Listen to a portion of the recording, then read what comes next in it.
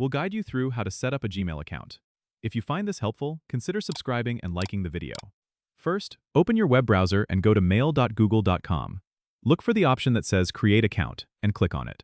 You'll see two options, for myself and to manage my business. Choose for myself if you're setting up a personal account. Now you'll need to fill in your first and last name. Then, choose a username. This will be your new email address, so pick something unique.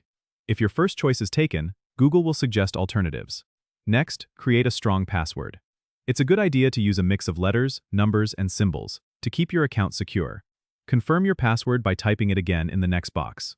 Click Next once you've filled in these details. On the next page, Google will ask you to enter your phone number for verification. This step is optional, but it helps secure your account and recover it if you forget your password. Enter your phone number if you'd like, then click Next. Google will send a verification code to your phone. Enter that code in the box provided and click Verify. You'll then be asked to provide a recovery email address, your date of birth, and gender. The recovery email is helpful in case you lose access to your account. Fill in these details and click Next. You'll see Google's privacy and terms. Take a moment to read through them, then click I agree to continue. Congratulations! Your new Gmail account is now set up and ready to use. You can start sending and receiving emails right away.